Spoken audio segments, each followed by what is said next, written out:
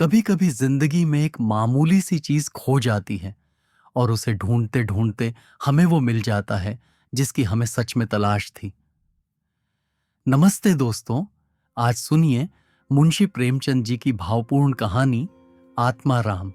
तो चलिए शुरू करते हैं। वेदों ग्राम में महादेव सोनार एक सुविख्यात आदमी था।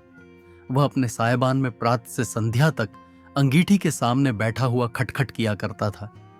ये लगातार ध्वनि सुनने के लोग इतने अभ्यस्त हो गए थे कि जब किसी कारण से वह बंद हो जाती तो जान पड़ता था कोई चीज गायब हो गई।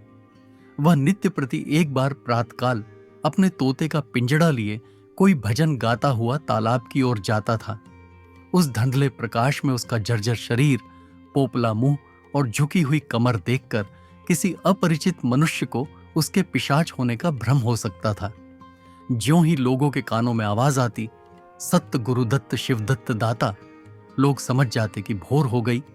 महादेव का पारिवारिक जीवन सुखमय न था।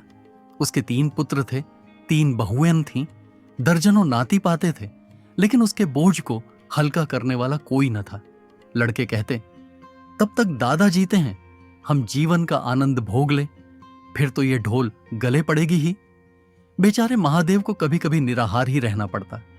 भोजन के समय उसके घर में साम्यवाद का ऐसा गगनभेदी निर्घोष होता कि वह भूखा ही उठाता और नारियल का हुक्का पीता हुआ सो जाता। उनका व्यावसायिक जीवन और भी अशांतिकारक था। यद्यपि वह अपने काम में निपुण था, उसकी खटाई औरों से कहीं ज्यादा शुद्धिकारक और उसकी रासायनिक क्रियाएं हम कहीं ज्यादा कष्टसाध्य थीं। तथापि उसे आए दिन शक्की और धैर्य शून्य प्राणियों के अपशब्द सुनने पड़ते थे। पर महादेव अविचलित गांभीर्य से सिर झुकाए सब कुछ सुना करता था। ज्यों ही यह कलह शांत होता, वह अपने तोते की ओर देखकर पुकार उठता, सत्य गुरुदत्त शिवदत्त दाता। इस मंत्र को जपते ही उसके चित्त को पूर्ण शांति प्राप्त हो जाती थी।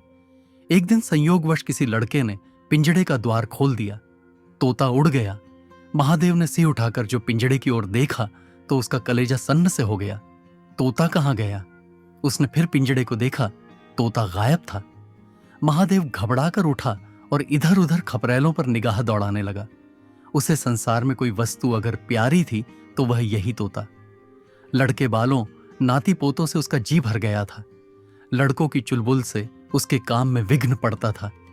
बेटों से उसे प्रेम न था, इसलिए नहीं कि वे निकम्मे थे, बल्कि इसलिए कि उनके कारण वह अपने आनंददायी कुल्हड़ों की नियमित संख्या से वंचित रह जाता था। पड़ोसियों से उसे चिढ़ थी, इसलिए कि वे अंगीठी से आग निकाल ले जाते थे। इन समस्त विघ्न बाधाओं से उसके लिए कोई पनाह थी तो यही तोता था। इससे उसे किसी प्रकार का कष्ट न होता था। वह अब उस अवस्था में था जब मनुष्य को शांति भोग के सिवा और कोई इच्छा नहीं रहती। तोता एक खपरेल पर बैठा था। महादेव ने पिंजरा उतार लिया और उसे दिखाकर कहने लगा, आ आ सत्य गुरुदत्त शिवदाता। लेकिन गांव और घर के लड़के एकत्र होकर चिल्लाने और तालियों बजाने लगे। ऊपर से कौ ने कौ कौ की रट लगाई। तोता उड़ा और गांव से बाहर निकलकर एक पेड़ पर जा बैठा। महादेव खाली पिंजड़ा लिए उसके पीछे दौड़ा सो दौड़ा। लोगों को उसकी द्रुतिगामिता पर अचंभा हो रहा था। मोह की इससे सुंदर, इससे सजीव, इससे भावमय कल्पना नहीं की जा सकती। दोपहर हो गई थी। किसान लोग खेतों से चले आ रहे थे। उन्हें विनोद का अच्छा अवसर मिला। महादेव को चिढ़ाने में सभी को मजा आता था। किसी ने कंकड़ फेंके, किसी ने तालियों बजाईं। तोता फिर उड़ा और वहां से दूर आम के बाग में एक पेड़ की फुनगी पर जा बैठा। महादेव फिर खाली पिंजड़ा लिए मेंढक की भौंती उचकता चला। बाग में पहुंचा तो पैर के तलुओं से आग निकल रही थी, सिर चक्कर खा रहा था। जब जरा सावधान हुआ तो फिर पिंजड़ा उठाकर कहने लगे, सत्य गुरुदत्त शिवदत्त दाता। तोता फुनगी से उतरकर नीचे की एक डाल पे आ बैठा, किंतु महादेव की ओर सशंक नेत्रों से ताक रहा था। महादेव ने समझा डर रहा है। वह पिंजड़े को छोड़कर आप एक दूसरे पेड़ की आड़ में छिप गया। तोते ने चारों ओर गौर से देखा, निश्शंक हो गया, अतरा और आकर पिंजड़े के ऊपर बैठ गया। महादेव का हृदय उछलने लगा। सत्य गुरुदत्त शिवदत्त दाता का मंत्र जपता हुआ धीरे धीरे तोते के समीप आया और लपका कि तोते को पकड़ लें, किंतु तोता हाथ ना आया। फिर पेड़ पर आ बैठा। शाम तक यही हाल रहा। तोता कभी इस डाल पर जाता, कभी उस डाल पर, कभी पिंजड़े पर आ बैठता, कभी पिंजड़े के द्वार पर बैठे अपने दाना पानी की प्यालियों को देखता और फिर उड़ जाता। बुढ़ा अगर मूर्तिमान मोह था तो तोता मूर्तिमयी माया। यहां तक कि शाम हो गई। माया और मोह का यह संग्राम अंधकार में विलीन हो गया। रात हो गई। चारों ओर निबिड़ अंधकार छा गया। तोता न जाने पत्तों में कहां छिपा बैठा था। महादेव जानता था कि रात को तोता कहीं उड़कर नहीं जा सकता और न पिंजड़े ही में आ सकता है। फिर भी वह उस जगह से हिलने का नाम न लेता था। आज उसने दिन भर कुछ नहीं खाया। रात के भोजन का समय भी निकल गया। पानी की बूंद भी उसके कंठ में न गई। लेकिन उसे न भूख थी न प्यास। तोते के बिना उसे अपना जीवन निस्सार, शुष्क और सूना जान पड़ता था। वह दिन रात काम करता था इसलिए कि यह उसकी अंत प्रेरणा थी। जीवन के और काम इसलिए करता था कि आदत थी। इन कामों में उसे अपनी सजीवता का लेश मात्र भी ज्ञान न होता था। तोता ही वह वस्तु था जो उसे चेतना की याद दिलाता था। उसका हाथ से जाना जीव का देह त्याग करना था। महादेव दिन भर का भूख प्यासा, थका मौदा रह रहकर झपकियों ले लेता था, किंतु एक क्षण में फिर चौंक कर आंखें खोल देता और उस विस्तृत अंधकार में उसकी आवाज सुनाई देती, सत्य गुरुदत्त शिवदत्त दाता। आधी रात गुजर गई थी। सहसा वह कोई आहट पाकर चौंका। देखा, एक दूसरे वृक्ष के नीचे एक धुंधला दीपक जल रहा है और कई आदमी बैठे हुए आपस में कुछ बातें कर रहे हैं। वे सब चिलम पी रहे थे। तमाकू की महक ने उसे अधीर कर दिया। उच्च स्वर से बोला, सत्य गुरुदत्त शिवदत्त दाता, और उन आदमियों की ओर चिलम पीने चला गया। किंतु जिस प्रकार बंदूक की आवाज सुनते ही हिरण भाग जाते हैं, उसी प्रकार उसे आते देख सब के सब उठकर भागे। कोई इधर गया, कोई उधर। महादेव चिल्लाने लगा, ठहरो ठहरो। एकाएक उसे ध्यान आ गया, ये सब चोर हैं। वह जारे से चिल्ला उठा, चोर चोर, पकड़ो पकड़ो। चोरों ने पीछे फिरकर न देखा। महादेव दीपक के पास गया तो उसे एक मलसा रखा हुआ मिला जो मोर्चे से काला हो रहा था। महादेव का हृदय उछलने लगा। उसने कलसे में हाथ डाला तो मोहरें थीं। उसने एक मोहरे बाहर निकाली और दीपक के उजाले में देखा। हां, मोहर थी। उसने तुरंत कलसा उठा लिया और दीपक बुझा दिया और पेड़ के नीचे छिपकर बैठ रहा। साहस से चोर बन गया। उसे फिर शंका हुई, ऐसा न हो चोर लौट आवें और मुझे अकेला देखकर मोहरें छीन लें। उसने कुछ मोहर कमर में बौंधी, फिर एक सूखी लकड़ी से जमीन की मिट्टी हटाकर कई गड्ढे बनाए, उन्हें माहरों से भरकर मिट्टी से ढक दिया।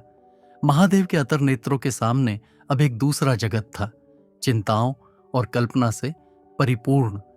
यद्यपि अभी कोष के हाथ से निकल जाने का भय था, पर अभिलाषाओं ने अपना काम शुरू कर दिया। एक पक्का मकान बन गया। सराफे की एक भारी दुकान खुल गई। निज संबंधियों से फिर नाता जुड़ गया। विलास की सामग्रियों एकत्रित हो गई।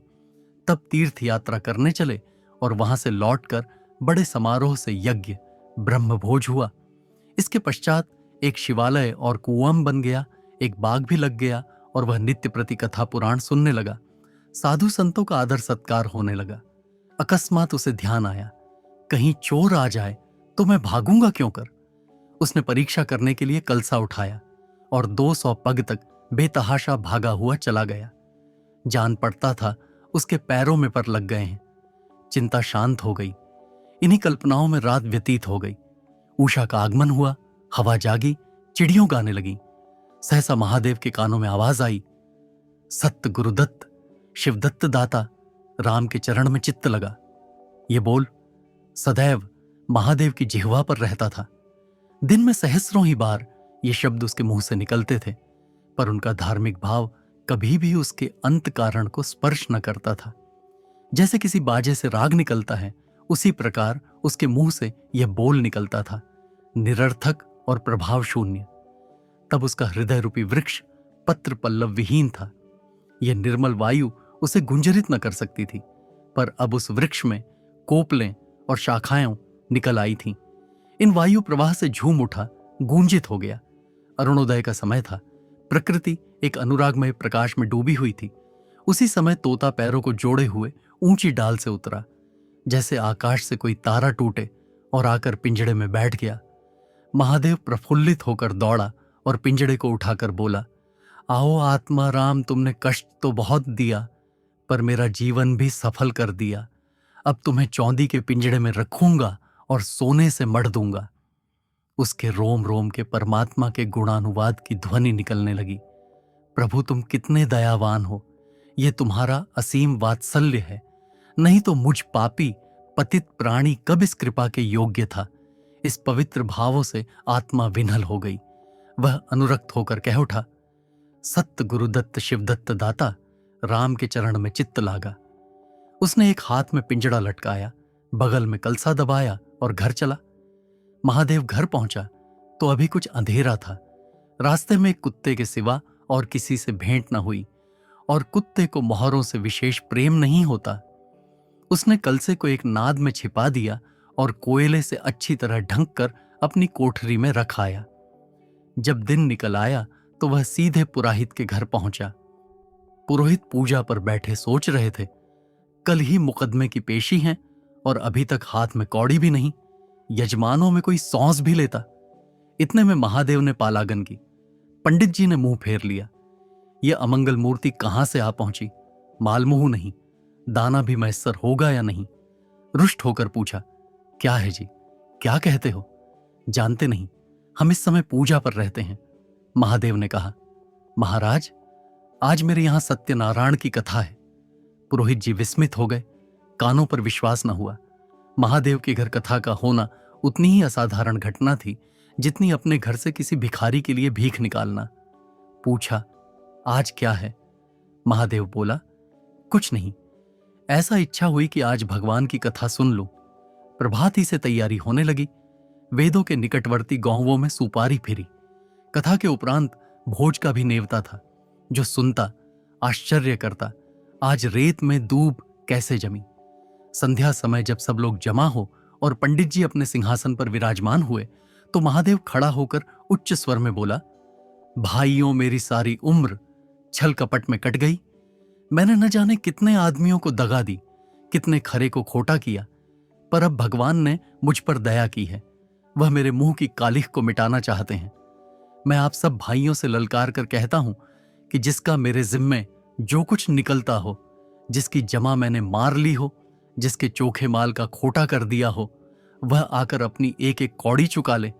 अगर कोई यहां ना आ सका हो तो आप लोग उससे जाकर कह दीजिए, कल से 1 महीने तक जब जी चाहे आए और अपना हिसाब चुकता कर ले।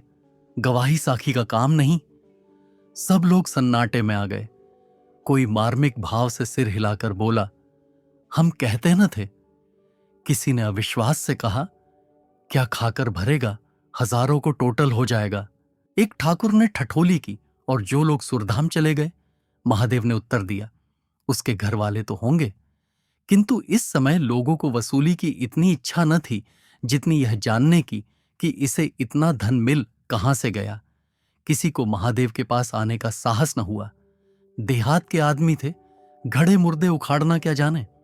फिर प्राय लोगों को याद भी न था कि उन्हें महादेव से क्या पाना है, और ऐसे पवित्र अवसर पर भूल चूक हो जाने का भय उनका मुंह बंद किए हुए था। सबसे बड़ी बात यह थी कि महादेव की साधुता ने उन्हें वशीभूत कर लिया था। अचानक पुरोहित जी बोले, तुम्हें याद है, मैंने एक कंठा बनाने के लिए सोना दिया था, तुमने कई माशे तौल में उड़ा दिए थे। महादेव, हां याद है। आपका कितना नुकसान हुआ होगा? पुरोहित, 50 रुपये से कम ना होगा। महादेव ने कमर से 2 मोहरें निकाली और पुरोहित जी के सामने रख दी। पुरोहित जी की लोलुपता पर टीकायम होने लगी। ये बेईमानी है, बहुत हो तो 2-4 रुपये का नुकसान हुआ होगा। बेचारे से 50 रुपये ऐंठ लिए। नारायण का भी डर नहीं, बनने को पंडित, पर नीयत ऐसी खराब। राम राम। लोगों को महादेव पर एक श्रद्धा सी हो गई। 1 घंटा बीत गया पर उन सहस्रों मनुष्यों में से एक भी खड़ा न हुआ। तब महादेव ने फिर कहा, मालूम होता है आप लोग अपना अपना हिसाब भूल गए हैं, इसलिए आज कथा होने दीजिए। मैं 1 महीने तक आपकी राह देखूंगा, इसके पीछे तीर्थ यात्रा करने चला जाऊंगा। आप सब भाइयों से मेरी विनती है कि आप मेरा उद्धार करें। 1 महीने तक महादेव लेनदारों की राह देखता रहा। रात को चौरों के भय से नींद न आती। अब वह कोई काम न करता। शराब का चस्का भी छूटा। साधु अभ्यागत जो द्वार पर आ जाते उनका यथायोग्य सत्कार करता। दूर दूर उसका सुयश फैल गया, यहां तक कि महीना पूरा हो गया और एक आदमी भी हिसाब लेने ना आया। अब महादेव को ज्ञान हुआ कि संसार में कितना धर्म, कितना सद्व्यवहार है। अब उसे मालूम हुआ कि संसार बुरों के लिए बुरा है और अच्छे के लिए अच्छा। इस घटना को हुए 50 वर्ष बीत चुके हैं। आप वेदों जाइए तो दूर ही से एक सुनहला कलश दिखाई देता है। वह ठाकुर द्वारे का कलश है। उससे मिला हुआ एक पक्का तालाब है जिसमें खूब कमल खिले रहते हैं। उसकी मछलियां कोई नहीं पकड़ता। तालाब के किनारे एक विशाल समाधि है। यही आत्माराम का स्मृति चिन्ह है। उसके संबंध में विभिन्न किंवदंतियों प्रचलित हैं। कोई कहता है वह रत्न जटित पिंजड़ा स्वर्ग को चला गया, कोई कहता वह सत्य गुरुदत्त कहता हुआ अंतर्ध्यान हो गया। पर यथार्थ यह है कि उस पक्षी रूपी चंद्र को किसी बिल्ली रूपी राहु ने ग्रस लिया। लोग कहते हैं आधी रात को अभी तक तालाब के किनारे आवाज आती है, सत्य गुरुदत्त शिवदत्त दाता, राम के चरण में चित्त लागा। महादेव के विषय में भी कितनी ही जनश्रुतियों हैं। उनमें सबसे मान्य यह है कि आत्मा राम के समाधिस्थ होने के बाद वह कई सन्यासियों के साथ हिमालय चला गया और वहां से लौट कर न आया। उसका नाम आत्माराम प्रसिद्ध हो गया। अगर आपको यह कहानी पसंद आई हो तो वीडियो को लाइक करें और चैनल को सब्सक्राइब करना न भूलें। धन्यवाद।